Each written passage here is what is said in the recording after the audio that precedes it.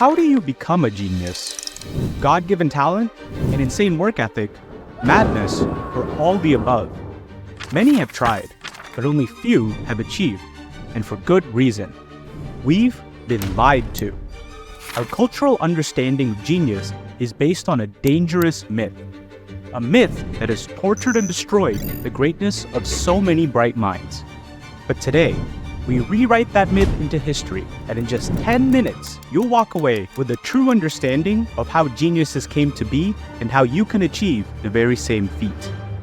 We've all heard the term genius, but have you heard of the word genius? It's a not-so-familiar word used to define an all-too-familiar phenomenon. Genius is the key to unlocking genius. We'll dive into some fascinating cases of your favorite artists invoking genius and mind-blowing theories surrounding it, but first, let's define it. Genius is a giant leap in artistic and creative ability resulting from a collectivist push. First coined by Brian Eno, a pioneer of ambient music and prolific producer for U2, Coldplay, and many other great artists, Eno notes how geniuses rose to prominence as a byproduct of thriving cultural, intellectual, and artistic scenes. There is a myth and dangerous romanticism that surrounds the troubled loner genius who is both blessed and cursed by their gifted talents and insatiable drive for excellence. Eno describes how this thinking is both flawed and fatal. It can, and often does, starve the potential genius from the proper nurturement they need to actualize their visions. Cases of genius are littered throughout history. One need to look no further than Seattle, Washington in the early 1990s to see how a collectivist movement made a city of relative obscurity into the #1 music hub of the world. Seattle! Say hello to grunge music and its most notable pioneers, Nirvana. Rock music was thriving in the 1980s, characteristic of pop-appealing hard rock and glam metal bands. Acts such as Guns N' Roses, Motley Crue, and Van Halen became staples of the lavish and pompous sex, drugs, and rock and roll culture that defined the era. With the mainstream tapped into this frequency, what occurred in Seattle seems almost inexplicable. A group of ragtag musicians all coincidentally rejected the superficiality of rock music's image at the time in favor of a raw and angstier sound, a sound we now know as grunge. This music substituted the banal subject matter of excess in 80s rock with radical depictions of sorrow, depression, angst, and dreariness. The high-fidelity, polished, and virtuosic guitars were removed instead for brutal, harsher, and more experimentally toned riffs matched with dirtier bass sounds and darker ambiences. Take, for example, the song Lithium by Nirvana. Just a quick look of the lyrics reveals how grotesque and esoteric grunge music was. A song about a bipolar, manically depressed person finding God doesn't necessarily match the sex, drugs, and rock and roll image, does it? Sonically, it features thrashing drums and guitars mixed with terrifying screaming vocals that would make the hardest rock of the 1980s sound innocent. So with a song this avant-garde, it's beyond surprising to see how it managed to take the mainstream by storm, currently sitting at over 1 billion streams worldwide. Lithium was a giant leap in artistic excellence, accredited to the genius behind it all, the lead singer and guitarist of Nirvana, Kurt Cobain. He could very well be the poster child of the lone genius myth. Much of Cobain's life is espoused in folklore regarding his bipolar disorder, heavy substance abuse, and untimely death by suicide at the age of 27. Cobain existed on the fringes of society, a land we idolize as the breeding grounds for genius and madness alike. But a closer look into his surroundings shows he was far from alone in his ascension to artistic greatness. No discussion on Nirvana is complete without the instrumental contributions, pun intended, of Chris Novoselic, Nirvana's bassist, and Dave Grohl, Nirvana's drummer, and who just so happens to be my favorite drummer. But as Eno notes, genius isn't just a byproduct of the band members around you, rather, a larger collectivist push that rubs off on the entire ecosystem. Isn't it uncanny then, how Nirvana came from the same place during the same time, making a similar new style of music as Pearl Jam, Soundgarden, and Alice in Chains, all who grew to become seminal rock bands. By the way, this list could keep going with bands such as Mudhoney, the Melvins, and Screaming Trees, among a litany of other 90s Seattle grunge bands. You could just chalk this up to being a giant coincidence, but a closer look at the theories regarding genius proves otherwise. In the words of Steve Jobs, good artists copy, great artists steal. Geniuses never catch fresh lightning in a bottle. Rather, they catch the leaks from lightning already caught in another bottle. Jobs emphasized how great artists and geniuses steal from a multitude of existing great ideas, ridding the pile of what isn't useful for their vision and adding on a new spin to the work that's inspired them.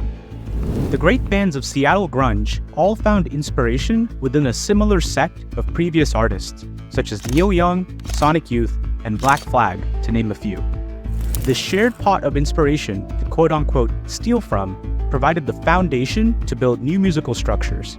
But what allowed them to build structures of the greatest heights is that they stole from each other.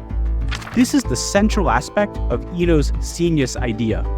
Geniuses often sprout from hypercharged avenues of creative exchange because the evolution of ideas occurs at a significantly rapid pace. With literally hundreds of bands in Seattle all idea testing the new sound of grunge, version updates to the sound occur at lightning speed, allowing for auteurs such as Nirvana and Pearl Jam to seize the foundational developments of the sound at an already elevated level and propel grunge to mainstream heights with their unique visions. But there's a level deeper to dig.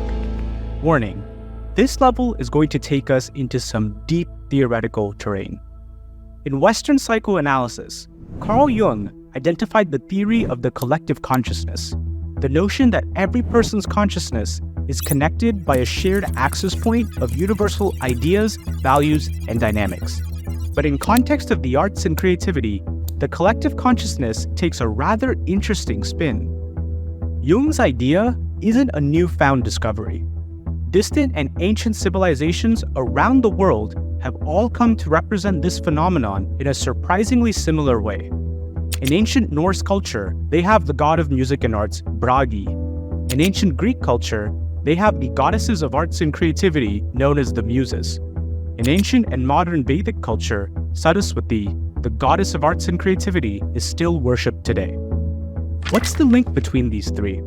Each civilization theorized that creativity was something received by individual consciousness at the hands of a central conscious force.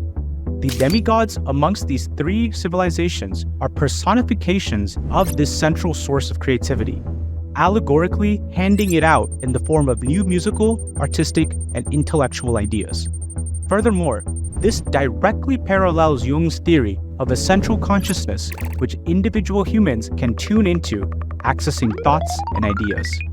Geniuses arise due to a group of individual creatives locking into the same frequency of the collective creative consciousness.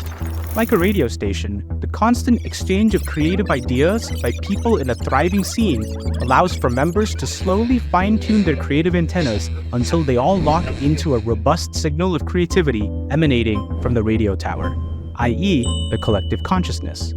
This is very much a theoretical hypothesis on the nature of creativity, but one that may just hold the answers to many unexplainable leaps of genius in human artistry.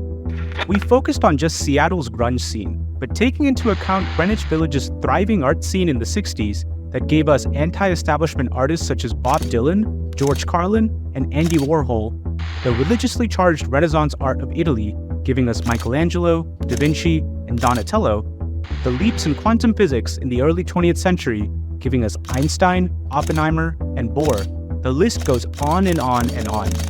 Clearly, these giant leaps in human excellence by a collective of creatives in a shared space happen far too often to call them just a series of coincidences. Why then do we mythologize the lone tortured genius? Well, it's simple really. We look to geniuses as operating on the fringes of humanity, and often we put madness in the same space. Geniuses are idolized. The fervor of fandom you see for the Kanye Wests and Kurt Cobains of the world comes from a sentiment that these individuals operate in a far distant space from normalcy. Unfortunately, this often gets conflated with deviations from normalcy in the opposite direction, such as madness and cursings of grandeur. When we symbolically idolize genius artists, it ruins the spectacle to see maybe they just are normal human beings operating within a space of art accessible to many of us.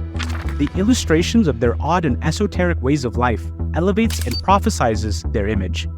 Eno warns about this heavily, as he points to many artists who have come and gone because they fell into this trap of thinking.